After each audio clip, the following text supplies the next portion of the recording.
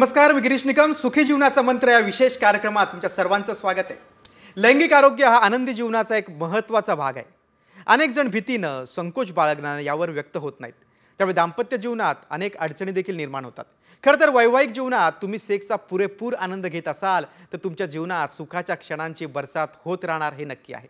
तुमच्या लैंगिक जीवनावर परिणाम करू शकणाऱ्या अनेक समस्या आहेत, त्यावर मार्गदर्शन करण्यासाठी मिळण्यासाठीच हे व्यासपीठ आहे.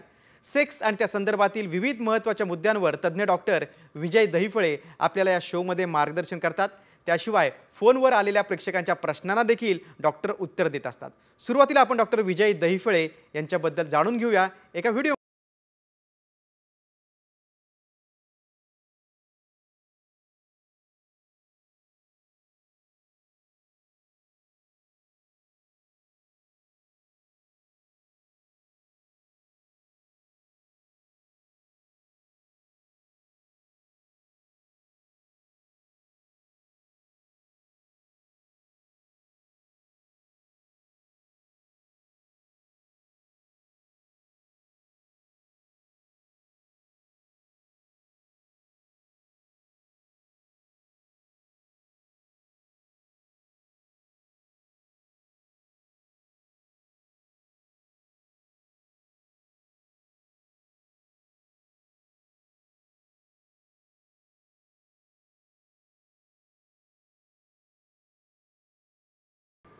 डॉक्टर, तुमचं सामच्या स्टुडिओमध्ये स्वागत आहे. नमस्कार. तुम्हाला माहितीच आहे की डॉक्टर दहिफळे नेहमीच देश विदेशात जाऊन लैंगिक शिक्षण आणि स्वास्थ्य या विषयावर मार्गदर्शन करत असतात, व्याख्यानं देत असतात. येत्या रविवारी देखील पुणे येथे IMAने गुढीपाडवानिमित्त व्याख्यानासाठी आमंत्रित केलं. त्यासोबतच प्रमुख अतिथी म्हणून IMA पुणे फिल्म फेस्टिवल आणि IMA पुणे वुमेन आयकॉन 2025 या विशेष कार्यक्रमासाठी देखील त्यांना विशेष आमंत्रण आहे. त्या ठिकाणी sir role of shock wave therapy in sexual dysfunction या विषयावर मार्गदर्शन करणार आहेत. सर, आम्हाला देखील उत्सुकता आहे या विषयावरची. तुम्ही तिथं व्याख्यानाला गुढीपाडवायला द्यालच, पण आजच्या कार्यक्रमाच्या निमित्तानं थोडंसं त्या विषयाबद्दल सांगा आम्हाला. नक्कीच सांगूया. सर्वप्रथम आपल्या जगभरातील सर्व साम टीव्हीच्या या लाईव्ह शोच्या सुखी जीवनाच्या मंत्राच्या या भागामध्ये अगदी मनापासून स्वागत, अभिनंदन आणि कौतुक. या ठिकाणी सगळीजणी सांगितलं की पूर्ण जगभरामध्ये, पूर्ण देशभरामध्ये लैंगिक शिक्षण, काळाची गरज यावर समुपदेशन, सेक्स एज्युकेशन, अवेअरनेस आणि सेफ्टी याचे वेगवेगळे प्रोग्राम घेतले जातात. या ठिकाणी Pune IMA doctor Rajendra Santechi, doctor Gitanjali Sharma, doctor Virendra Oswal, doctor Sachin Lakhade हे सेक्रेटरी, प्रेसिडेंट आणि कन्व्हेनर, ऑर्गनायझर या सर्वांनी अतिशय सुंदर अशी हे गुढीपाडव्यानिमित्त एक असं ऑकेजन ज्या ठिकाणी फिल्म फेस्टिवल देखील राहणार आहे, ज्या ठिकाणी वुमन्सचा जो स्पेशल आयकॉनचा शो देखील राहणार आहे. आणि आम्ही स्पेशली शॉक वेव्ह लिथोट्रिप्सी म्हणजे शॉक वेव्हजमुळं समजा काही जणांना कमजोरी असेल, त्या ठिकाणी बेंड असेल, कसला प्लाक किंवा पिरॉनिस प्लाक असेल, तर ह्या शॉक वेव्ह कशा काम करतात. इवन स्त्रियामध्ये देखील पेल्विक पेन सिंड्रोम आहे, त्या ठिकाणी क्रॉनिक लॅक्सिटी आहे, त्या ठिकाणी बऱ्याच प्रकारच्या ऑर्गॅनिक प्रॉब्लेम्स आहेत आणि असं सर्व विवेचन त्या ठिकाणी होणार आहे. आणि मला वाटतं पुढच्या शोमध्ये आपण त्याचे छत्रपती हायलाइट्स नक्कीच दाखवणार आहोत. शुअरली. इंडियन मेडिकल असोसिएशन हा कार्यक्रम आहे आणि डॉक्टर त्या कार्यक्रमात सहभागी होतील आणि सर्व डॉक्टरांना देखील मार्गदर्शन या पूर्ण लैंगिक शिक्षणाचं आणि नवीन ॲडव्हान्स थेरपी जे आहेत हे सर्वांना कळल्या पाहिजे, जेणेकरून यांच्याद्वारेच त्या सर्व समाजापर्यंत पोचतात. चांगला विषय आहे. आपल्या कार्यक्रमाकडे वळूया. सरांच्या ठाणे सेंटरवरील एक पहिल्यांदा प्रसंग सांगतो. एक 65 वर्षांचे गृहस्थ होते. सुखी जीवनाचा मंत्र या शोचे ते नियमित दर्शक होते आणि खूप वर्षांपासून ते सरांना भेटायचा प्लॅन करत होते. ते निवृत्त शिक्षक देखील होते. त्यांना लग्न झालेली मुलं आहेत, मात्र आता फार मोठी समस्या त्यांच्या आयुष्यात निर्माण झाली आणि ही समस्या सोडवण्यासाठीच ते डॉक्टरांकडे आले होते. लाज आणि भीतीपुटी येत नव्हतं असं देखील ते डॉक्टरांना बोलले. मात्र आता बायकोनंच तंबी दिली आहे म्हणून त्यांनी ठाणे सेंटर एकदाचं गाठलं. तुम्ही डॉक्टर दहिफळेंना नाही भेटला तर मी घर सोडून जाईन हे आत्ताच सांगून ठेवते, किंवा काही कमी जास्त झालं तर तुम्ही जबाबदार असाल असा इशारा देखील त्यांच्या पत्नीने दिला होता. सरांनी उत्सुकतेने गृहस्थांना विचारलं की एवढं काय बिनसलंय की तुम्ही एवढे अशा चिंतेमध्ये इथं आलात. तर ते गृहस्थ सांगू लागले, 20 वर्षांपूर्वी माझी पहिली पत्नी कॅन्सरमुळे गेली. त्याच्यानंतर पश्चात मुलं सांभाळण्यासाठी कोणतरी पाहिजे म्हणून मी दुसरं लग्न केलं. माझ्यापेक्षा दुसरी बायको ही 20 वर्षांनी लहान आहे आणि लग्नाअगोदर तुला मूल होऊ देणार नाही अशी अट घातली होती, कारण माझ्या पहिल्या पत्नीच्या मुलांवर काही परिणाम व्हायला नको म्हणून त्यांनी ती अट ठेवली होती. सरांनी परत विचारलं की सर्व छान आहे, मग समस्या काय आहे?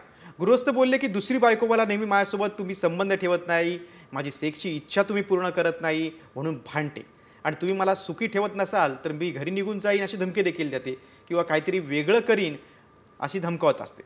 सर मला ब्लड प्रेशरचा त्रास आहे, लिंगात ताठरता अजिबात येत नाही, माझं वय झालं आहे, हे आता माझ्या बायकोला कसं समजून सांगू म्हणून मी त्रस्त आहे. आणि तुमचा सुखी जीवनाचा शो पाहून तर ती तगादाच लावते की ब्लड प्रेशरचा जर त्रास असेल तर सेक्सची ट्रीटमेंट घेता येते, त्यावेळी तुम्ही ट्रीटमेंट घ्या आणि माझी इच्छा पूर्ण कसा हा पत्नीचा आग्रह आहे, म्हणूनच तर मी तुमच्याकडे आता आलो आहे, तुम्हीच यातून मला बाहेर काढा. असं अगदी हात जोडून त्या गृहस्थानं सरांना विनंती केली. सरांनी त्या गृहस्थाचं, त्या निवृत्त शिक्षकाचं काउन्सिलिंग केलं. तुम्ही यातून पूर्णपणे बरे होणार असा दिलासा देखील दिला. सरांनी गृहस्थांची मेडिकल थेरपी चालू केली. गरज पडल्यास P shot therapy, vacuum therapy किंवा पेनिल इम्प्लांट करू असं देखील सांगितलं. ते रिलॅक्स झाले आणि बोलले की मी या समस्येतून बाहेर निघालो की तुम्हाला माझ्यातर्फे छान गिफ्ट देईन. सर बोले तुम्ही या समस्येतून बाहेर येणं हेच माझ्यासाठी मोठं गिफ्ट राहील. मेडिकल टर्ममध्ये या समस्येला इरेक्टाईल डायफंक्शन बाय ब्लड प्रेशर असं म्हणतात. सर या वयातली जी गृहस्थ असतील किंवा व्यक्ती असतील आणि खरंच त्यांना ब्लड प्रेशरचा त्रास असेल आणि संबंध ते ठेवू शकत नसतील, मोठी समस्या आहे, मोठी समस्या आहे. घरात वादळ होऊ शकतं, डेफिनेटली स्फोटापर्यंत वेळ येऊ शकतो. बरोबर आहे. आणि एक तुम्ही संभाषण पाहिलं, काम करण्यासाठी कोणीतरी पाहिजे, मुलांना सांभाळण्यासाठी कोणीतरी पाहिजे, असा ऑप्शन असतो का? नाही. प्रत्येकाचं मन आहे, बरोबर, प्रत्येकाचं लाईफ आहे. एकदम यंग 20 वर्षांनी लहान पार्टनर पाहिजे असतो. पार्टनरची इच्छा त्या निवृत्त शिक्षकांनी ओळखायला पाहिजे. आणि 40 वर्षात ह्याने गेले 60 मध्ये. मग हे अनबन होणं, बिनसणं, काही गोष्टी आपण ऐकतो ते होणं, त्याला बरं दुसरी गोष्ट सॅटिस्फाय करण्यासाठी ट्रीटमेंट आहेत ना. त्यांनी उशीर केला उलट तुमच्याकडे आणि मला लागत नाही म्हणजे गरज नाही, आणि तुमचं काही झालं तरी हरकत नाही. सांगूया आपण हा पॉईंट. आम्ही नेहमी डिस्कशन करत असतो गिरिजी आणि आम्ही की अशा गोष्टी बऱ्याचदा काय होतं की अनबन होणं, घरात भांडणं होणं, त्या ठिकाणी मिसअंडरस्टँडिंग होणं, मग पार्टनरची इच्छा आहे पाहिजे, त्यांचं वय कमी आहे, मग हे म्हणणार मला BP आहे, मी झालो 65 वर्षाचा. हे बघा, एक गोष्ट लक्षात ठेवा, निसर्गाने प्रत्येकाला आपलं लाईफ एन्जॉय करायचा हक्क दिलेला आहे आणि त्यासाठी कुठल्याही प्रकारची कमजोरी, शीघ्रपतन, लहान लिंग भले काही का वयस्सांना असेल ते घाबरू नका, लाजू नका. का? कारण तुमच्या दुसऱ्या पार्टनरला जर तुम्ही सॅटिस्फाय करू शकले नाही, त्यांना सुख देऊ शकले नाही, तर अशा प्रकारे बऱ्याचदा फॅमिलीमध्ये अनबन होणं, बऱ्याचदा घरातून निघून जाणं, किंवा जसं त्यांनी धनकावलं काही कमी जास्त झालं तर मग तुम्ही जबाबदार. मग यातनं सुरुवात होते एक प्रकारच्या सेपरेशनची, डायव्होर्सची, संसार मोडू शकतो आणि बरेचदा त्याचा एंड देखील अतिशय वाईट होत असतो. आपण ह्या सत्रात पूर्ण डिस्कस करूया. अगदी बरोबर आहे. तुम्हाला सुद्धा काही मनात प्रश्न असतील तर तुम्ही थेट डॉक्टरांना प्रश्न विचारू शकता. त्यासाठी आमचा स्टुडिओ क्रमांक आहे, लिहून घ्या, 022-410-10-610 वर थेट फोन करा आणि तुमच्या मनातील शंका डॉक्टरांसमोर व्यक्त करा. डॉक्टर, फोन यायला सुरुवात पण झालेली आहे. बुलढाण्यावरून माणिकराव यांचा फोन आहे, विचारा काय प्रश्न आहे. नमस्कार, ऐकतोय आम्ही, तुम्ही बोला. नमस्कार सर. नमस्कार, बोला. मला 55 वर्ष वय आहे माझं. ओके. प्रोस्टेटची तकलीफ आहे. ओके. हां. याच्यामध्ये अंगार होती.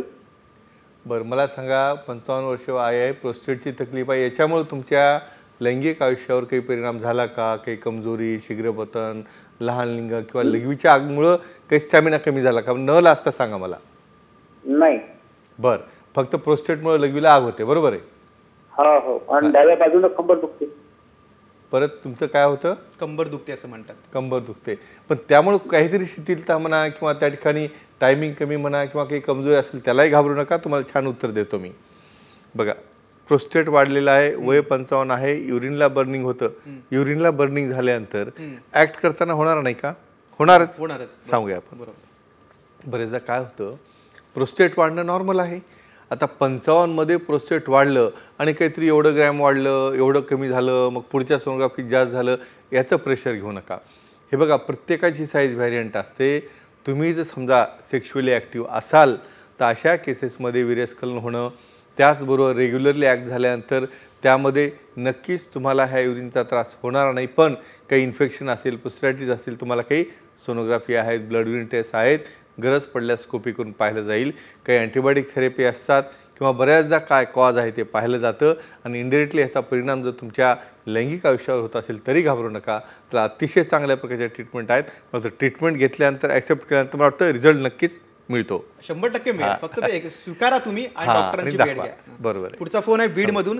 विचारा मयूर, काय प्रश्न आहे तुमचा? सर मला असं विचारायचं की नियमित सेक्स केल्याने त्याचा प्रोस्टेटच्या आजारावर काही परिणाम होतो का, याबद्दल माहिती पाहिजे होती. अच्छा, तुमचं वय काय सध्या? 47. ओके, चला सांगूया आपण. खूप छान प्रश्न.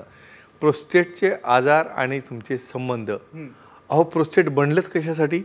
प्रोस्टॅटिक फ्लुइड, वीर्य बनणं आणि आपल्या स्पर्मला नरिशमेंट करण्यासाठी. आणि रेग्युलर ॲक्टिव्हिटीनी काय होतं सांगूया. अगदी प्रोस्टॅटायटिस होणं, मला प्रोस्टेटमध्ये ब्लॉक होणं, किंवा एक महत्त्वाची स्टडी झाली आहे सॅन फ्रान्सिस्को युनिव्हर्सिटीमध्ये की ज्यांचं रेग्युलर वीर्यस्खलन होतं त्यातल्या त्यात महत्त्वाचं म्हणजे नॉर्मल ॲक्टमुळं त्यामध्ये तुम्ही हस्तमैथून ॲड करू नका. कारण हस्तमैथून केल्यामुळं तुम्हाला मिळणारे फायदे आणि तुमच्या पार्टनरसोबत ॲक्ट करताना जे इमोशनल चेंजेस होऊन हार्मोन बनलेले असतात आणि इकडं स्ट्रेस असतो तो मिळत नसतो. ते 21 वेळा जर वीर्यस्खलन होत असेल त्यामधनं बऱ्याचशा सेल्स बाहेर टाकले जातात, बरेचसे सिक्रेशन बाहेर टाकले जातात, बरेचसे टॉक्सिन बाहेर टाकले जातात. विचार करा, यामुळं प्रोस्टॅटिक एनलार्जमेंट होणं, प्रोस्टेट वाढणं, बऱ्याचदा 20 ते 30% लोकांमध्ये प्रोस्टेट कॅन्सर होण्याचं प्रमाण देखील कमी झालेलं आहे. त्यामुळे एक गोष्ट लक्षात ठेवली पाहिजे की रेग्युलर ॲक्ट आपल्या नोन, आपल्या ओन, आपल्या कन्सेंटेड, आपल्या नॉन इन्फेक्टेड पार्टनरसोबत केलं तर ही मर्यादा महत्त्वाची आहे. अगदी बरोबर. तरच तो फायदा आहे. अगदी बरोबर. तुमचं वाक्यामध्ये मस्त होतं की हस्तमैथून मध्ये मिळणारा बरोबर समाधान आहे ना. आणि आपल्या पार्टनर सोबत मिळणारा समाधान याच्यात जमीन आसमानचा फरक आहे. इकडे ताणतणाव, स्ट्रेस असतो, भीती असते आणि एक प्रकारचं डिप्रेशन असताना इथं रिलॅक्स मोड असतो. हा मोठा डॉक्टर, फरक. आपला शो महाराष्ट्राच्या बाहेर देखील बघितला नक्कीच, जातो कारण नक्कीच. थेट राजस्थानवरून फोन अरे आहे. बापरे, घेऊया. गौरी, विचारा काय प्रश्न आहे? Hello sir. हां, नमस्कार, बोला. तर नियमित संबंध ठेवल्याने हार्टचे आजार किंवा हार्ट अटॅक टाळण्यासाठी काही फायदा होतो का, आणि ते कसे, त्याबद्दल सांगा. म्हणजे तुमचं म्हणणं आहे की नियमित ॲक्ट केल्यामुळे हार्ट अटॅक म्हणा किंवा हृदयाचे आजार म्हणा याला काही फायदा होतो का? बरोबर आहे. हो हो सर. चला, गौरी, खूप- चांगला खूप- प्रश्न आहे तुमचा. वा वा. अनेकांच्या मनात हा प्रश्न आहे. अहो, अशा गैरसमजुती आहेत. आता तुमचं बायपास झालं, बीपी झालं, आता काही नुसतं बसायचं, खायचं, प्यायचं. अँजिओग्राफी झालेली आहे, स्टेन टाकलेला आहे, मग आता तुम्ही सेक्स करू शकत करू नाही कारण शकत. सेक्स करताना दम लागतो, दमछाक होते, मग त्याच्या हृदयावर काय ताण येतो का? पण एक गोष्ट सांगू का, उलट ब्लॉक असलेला निघून तुम्ही ओके झाले, मग आता भीती न बाळगता त्या ठिकाणी जर काही कमजोरी असेल तर त्याला काय ट्रीटमेंट घ्यायची आणि ऍक्टिव्हिटीचा कसा फायदा होतो सांगूया. हार्ट म्हणजे हार्ट संबंधित जे आजार आहेत हो, त्याला मी हो. ब्लड प्रेशर पण जोडतो की उच्च रक्तदाब असेल तर. हा, हे कॉम्बिनेशन आहे. ब्लड प्रेशर झालं, त्यामध्ये इश्केमिया झालं, ब्लॉक झालं, ह्या कसा फायदा ऍक्ट करतो सांगूया. येस. बघा, निसर्गाने बनवताना सेक्शुअल ॲक्टिव्हिटी म्हणा, लैंगिक संबंध म्हणा, हे फक्त तुमचा प्लेजर एन्जॉयमेंटचा पार्ट नाही, तो एक भाग आहे. पण 10 पटीनं ब्लड फ्लो वाढलेला असतो हृदयाकडनं जाताना. तो फ्लो वाढल्यामुळे BP कंट्रोलमध्ये येतं, ऑक्सिजनेशन सगळ्या पार्ट्सना होतं, ब्रेनला असो, हार्टला असो, लिव्हर असो. मग ह्या ॲक्टिव्हिटीमुळं काय होतं, तुमच्या ऑर्गनची हेल्थ, ऑर्गनची डेव्हलपमेंट आणि बऱ्याचदा काही जे आपण म्हणतो ना ब्लॉक होणार का, मला अटॅक होणार का, उलट एक असं समीकरण सांगेल की सर्वात पहिल्यांदा हार्टमध्ये 50% ब्लॉक व्हायच्या अगोदर 25% जरी समजा लिंगाची वाहिनी नॅरो झाली तर त्या ठिकाणी इरेक्टाईल डिस्फंक्शन येतं. आणि ते पहिलं साईन तुम्हाला समजायला हरकत नाही की आता आपल्या वेसलमध्ये चेंज होतो आहे. तर एक असा अभ्यास झालेला आहे की जे रेग्युलर ॲक्ट करतात आठवड्यात ते 2दा ते 3दा, त्यांना हार्ट अटॅक येण्याचा, हार्टचा आजार होण्याचा 30 ते 40% जास्त शक्यता कमी असते. बघा, म्हणजे रेग्युलर ॲक्ट करा, आपल्या पार्टनरसोबत हृदय सांभाळा, सुदृढ ठेवा, इतका सेक्सचा आनंदी फायदा राहा आहे. आणि आपलं आयुष्य देखील क्वालिटी चांगलं बरोबर. वाढतं. पुढचा पण पुण्यातून आहे. मारुती शिंदे, विचारा काय प्रश्न आहे तुमचा? सर, शुगरमुळे सेक्सवर काही परिणाम होतो का सर? बरं, म्हणजे शुगर वाढल्यामुळं तुम्हाला कमजोरी येते का? बरोबर आहे. हो सर. हां, बरं, तुमचं वय काय आणि आता सध्या किती शुगर आहे सांगा तुमची. शुगर सर 214 होतं हां, जेवणाच्या अगोदर. बरं, जेवणाच्या अगोदर 214 आणि जेवणानंतर जेवणानंतर 230 काहीतरी होतं. बरं, मग याच्यामुळे तुम्हाला काही काय काय शिथिलता वाटते बरं, काय काय कमजोरी वाटते तुम्हाला, म्हणजे आम्हाला थोडं उत्तर द्यायला सोपं जातं. म्हणजे इरेक्टाईल डिस्फंक्शन जाणवते. बरं. वय 44-45 आहे. बरं बरं बरं, ठीक आहे, ठीक आहे, काही हरकत नाही. चांगला चांगलं- प्रश्न आहे मारुती तुमचा. जवळपास सगळ्यांच्या मनातलं आहे ना. ज्यांना डायबिटीस आहे त्यांच्या मनात पण एक थोडंसं एक असं निराशच असते, बरोबर राहते परंतु असतो की आपण चांगल्या पद्धतीने सेक्स करू शकतो का. बघा फास्टिंग पण 200च्या वर आहे आणि पोस्ट मिल तर त्यापेक्षा जास्त. नॉर्मल काय सांगूया मित्रांनो, सर्वप्रथम डायबिटीसला अजिबात घाबरू नका. हा लाईफस्टाईल डिसऑर्डर आहे. म्हणजे काय, तुमच्या खाण्याच्या सवयी, झोपण्याच्या सवयी, पिण्याच्या सवयी काय जे आहेत ते. पण शुगर नॉर्मल मेंटेन राहणं फार आवश्यक असतं. काही जणांना फार वाटतं की मी व्यायाम केला, नंतर मी काही ज्यूस घेतला, हे घेतलं ते घेतलं आणि माझी शुगर नॉर्मल. किती विचारलं नॉर्मल आहे तर 200च्या वर. फास्टिंग शुगर ही 100 ते 110 आणि पोस्ट मिल ही 180च्या आत असली पाहिजे. शुगर वाढल्यामुळं त्या ठिकाणी रक्तवाहिन्यांचा व्यास कमी होतो, ब्रेनकडनं जाणाऱ्या संवेदना कमी होतात, न्यूरोलॉजिकल डिसऑर्डर व्हायला लागतात, पेनिस आणि ब्रेन यांचं कम्युनिकेशन डाऊन होऊन नायट्रिक ऑक्साईड कमी तयार होणे, लिंगाचा फ्लो कमी होणे, त्या ठिकाणी कार्पोरा क्यावर न जाणे, स्पॉन्जियम फिलअप न होणे, म्हणून कमजोरी येते. मित्रांनो तरी घाबरू नका. शुगर कंट्रोलमध्ये ठेवा, लाईफस्टाईल बदला, वेट कमी करा आणि शुगर नॉर्मल जर ठेवली आणि स्पेशली तुम्ही अल्कलाईन वॉटरचा जर तुमच्या पाण्यामध्ये उपयोग केला तर नक्कीच त्या सेल ज्या इन्सेन्सिटिव्ह आहेत, तुमच्या इन्सुलिन रेजिस्टन्स आलेल्या, त्या चांगल्या होतात. आणि मी एकच सांगेन, लाईफस्टाईल बदलणे, अल्कलाईन वॉटर यामुळे जर शुगर कंट्रोलमध्ये आली तर आपोआपच तुमचं लैंगिक आयुष्य अतिशय सुंदर सुदृढ होतं. मग डायबिटीसवाल्यांना काळजी करायची गरज नाही. टिप्स खूप महत्त्वाच्या आहेत. म्हणजे लैंगिक जीवनाचा आनंद घेताना डायबिटीस आड येणार अजिबात नाही. फक्त त्यासाठी काही गोष्टी फॉलो कराव्या लागतात. मग शुगर मेंटेन ठेवायला पाहिजे. पुढचा फोन मुंबईतून येतोय. घेऊया. अजय विचारा, काय प्रश्न आहे? हॅलो, ऐकतोय आम्ही, बोलत राहा. स्वप्न दोषवरती काय उपाय आहे का? स्वप्न दोष काय आमचा आजार आहे का? कशाचा आजार आहे सांगा मला एकदा क्लिअर. स्वप्न दोषचा आजार आहे. वय काय तुमचं? 47. बरं, म्हणजे आता सुद्धा झोपेमध्ये वगैरे असं विरेचकरण होतं का? होतं. बरं, आणि दुसरं सांगा, मग तुम्हाला काही लैंगिक समस्या वाटते, काही कमजोरी किंवा काही शीघ्रपतन यामुळे जाणवतं? नाही काही जाणवत. अजय किती वय किती तुमचं? वय किती? 47. बरं, सांगूया तुम्हाला फार लग्न झालंय तुमचं? लग्न झालंय. अच्छा, तरी सांगूया तुम्हाला एक महत्त्वाची गोष्ट विचारतो. काही पहिलं काही त्या ठिकाणी हस्तमैथुनची सवय वगैरे होती काही? म्हणजे यंगस्टर मध्ये थोडंफार केलेलं आहे. काही हरकत नाही. बघा तुम्ही इतका सुंदर प्रश्न विचारलाय, हा लाखो लोकांना विचारायचा होता, पण तुम्ही विचारला, तुमचं अभिनंदन आणि कौतुक. का सांगू का, तुम्ही वयात येताना आल्यानंतर जे बदल होतात, हार्मोन्स तयार होतात, सिक्रेशन बनतात, ते बरेचदा स्वप्नरंजनामध्ये गेल्यानंतर नॉर्मली इजॅक्युलेट होतात. हे नॉर्मल आहे, पण ॲबनॉर्मल कधी सांगूया. जरूर. कधीतरी एखाद्या वेळेस समजा होणं किंवा तुम्हाला हस्तमैथुन केल्यामुळे त्यामध्ये त्यापणे आनंद मिळणं ती वेगळी गोष्ट आहे. पण रेग्युलरली होत असेल त्यामुळे तुम्ही डिप्रेशनमध्ये जाता. बरेचदा तुम्हाला वेटिंग झाल्यामुळे तुम्हाला काय वाटतं की हे असं काय प्रकार चालू आहे, सोशलीसुद्धा तुम्हाला ऑकवर्ड वाटतं. आणि बऱ्याचदा धात सिंड्रोम हा एक असा प्रकार आहे ज्यामध्ये युरिनमधनं सुद्धा तुमचं वीर्य जायला लागतं. या ठिकाणी अति हस्तमैथुनमुळे त्या ठिकाणी पेशीमध्ये लूजपणा आलेला असतो आणि अशा व्यक्तींना शीघ्रपतन देखील होतं. त्यामुळं काळजी करू नका.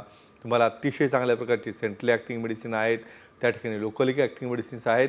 गरज पडलं तर पी-शॉट थेरपीने देखील तुम्हाला हे कंट्रोलमध्ये आणता येतं. त्यामुळं काळजी करायची गरज नाही. अगदी बरोबर. क्विजच्या एक प्रश्न विचारतो तुम्हाला, महत्त्वाचा प्रश्न की 50 मध्ये जर कमजोरी असेल आणि लिंगाचा बेलोनोपोस्टायटिस, म्हणजे आपण हा इंग्लिश शब्द आहे, मराठीत त्याला आपण लिंगाचा जो पुढचा भाग आहे तिथे जळजळ होणं, लाल लाल होणं, राईट, अशी जर समस्या असेल तर सेक्स ट्रीटमेंट घेताना काय काळजी घेतली पाहिजे? नक्कीच याचं उत्तर मी घेणार आहे, मात्र एका छोट्याशा ब्रेक नंतर आपण लगेचच परततोय. पाहत राहा सुखी जीवनाचा मंत्र.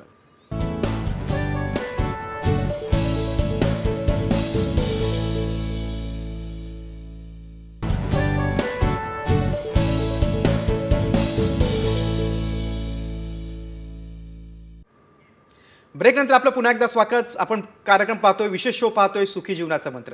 डॉक्टर, ब्रेकला जाताना एक प्रश्न विचारला होता की लिंगाच्या टोकाच्या पुढे जर जळजळ होत असेल, सेक्स ट्रीटमेंट घेताना काय काळजी घेतली पाहिजे? बेलोनोपोस्टायटिस आणि स्पेशली याचा संदर्भ मी डायबिटीस सोबत सांगतो, कारण जे डायबिटीसवाले आहेत त्यांना फायदा होईल. अगदी.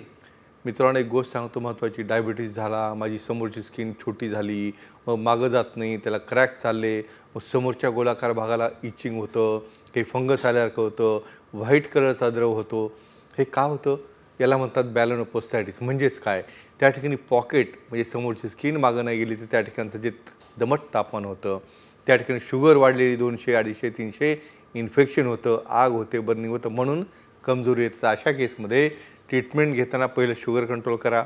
नंतर त्या ठिकाणी स्पेशल काही सुदनिंग एजंट असतात आणि डायलिटेशनसाठी काही ॲनेस्थेटिक एजंट असतात, ते वापरणं. गरज पडल्यास पार्शियल सर्कमसिजन म्हणजे ही स्किन देखील फोर्सिंग तेवढी महत्त्वाची असते. का यामध्ये नर्व्ज असतात, ते सेन्सेशन मागं पुढं आल्यामुळे इरेक्शन येतं, बऱ्याचदा इजॅक्युलेशन देखील कंट्रोलमध्ये येत असतं. म्हणून पहिल्यांदा ट्रीटमेंट बॅनोपोस्टाईड्सची करा, अँटीबायोटिक्स घ्या. आणि फारच त्या ठिकाणी नेहमी इरिटेशन होत असेल, पार्किन्सन केल्यामुळं म्हणजे पार्शियली स्किन काढल्यामुळं त्याला ओके करता येतं आणि याचे रिझल्ट देखील एकदम चांगले असतात. अगदी फक्त आपल्या शोचा आकर्षणाचा एक भाग असतो म्हणजे विजेत्याचं नाव. नक्कीच सांगूया आपण. जरूर. अविनाश खेडकर केजचे मागच्या वेळेसचे विजेते आपल्या सेंटरला आले, त्यांनी प्रोटीन घेतलं, गिफ्ट घेतलं, पुस्तक घेतलं. मित्रांसाठी देखील त्यांनी एक कॉपी नेल्या आणि त्यांनी धन्यवाद व्यक्त केले. आणि अशाच पद्धतीने तुम्हाला देखील जिंकायचं असेल तर ते आता गिरीजीच्या हातामध्ये आहे. चिठ्ठी काढा चिठ्ठी काढा. बघूया आपण कुठला तालुका कुठला जिल्हा येतोय, पण ते फक्त तुमच्या हातात आहे. पाहूया आपण कोण आहे ते. नक्कीच आता पाहूया आपण कुठे गेलो. हे बघा, आता तर आपण मुंबईत आहोत. अंधेरी, मराठवाड्यातल्या केज नंतर आता आपण अंधेरी, बीड नंतर अंधेरी. अनिकेत राऊत यांचं अगदी मनापासून अभिनंदन. कुठल्या प्रश्नाला उत्तर दिलं? कमजोरीसोबत जर व्हायरल वॉट असतील तर काय करायला पाहिजे, त्याने अतिशय सुंदर उत्तर दिलं आहे.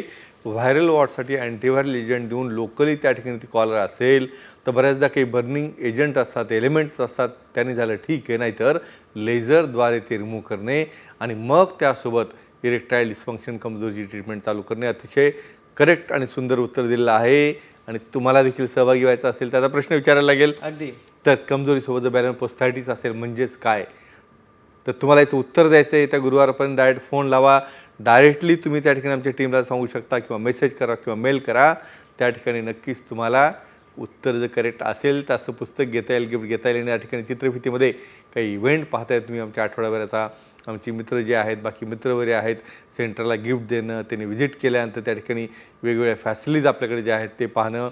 आणि त्याचबरोबर महत्त्वाचं बऱ्याचदा टीचिंग प्रोग्राम म्हणजे ह्या सर्जरीचं आहेत, हे एज्युकेशन आहे, लोकांचं काउन्सेलिंग आहे किंवा स्पेशल सर्जरी रिकन्स्ट्रक्शन आहे किंवा पेनाल इम्प्लांट आहे, या देखील त्याचा डेमो दिला जातो. आणि परत एकदा आपल्या सर्व मित्रांना सांगतो की या रविवारी गुढीपाडव्यानिमित्त होणारी जी पुणे IMAद्वारे घेतली जाणारी ही अतिशय उत्तम कॉन्फरन्स आहे.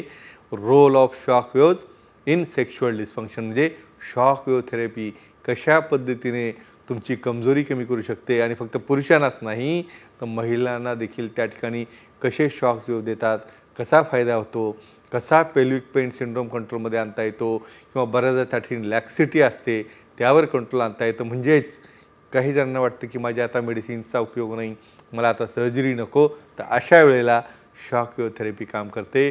आणि आमची जे डॉक्टर्स आहेत पुणे IMAचे प्रेसिडेंट, सेक्रेटरी, ट्रेझरर, पूर्ण टीम यांनी हे ऑर्गनाईज केल्याबद्दल त्यांचं अगदी मनापासून अभिनंदन.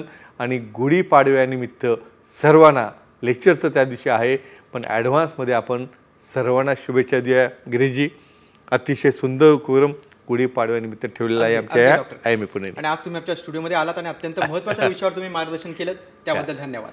नमस्कार. पुढच्या भागामध्ये आपण आणखी काही नवीन विषयांसह भेटणार आहोत. तोपर्यंत नमस्कार आणि शुभ. नमस्कार.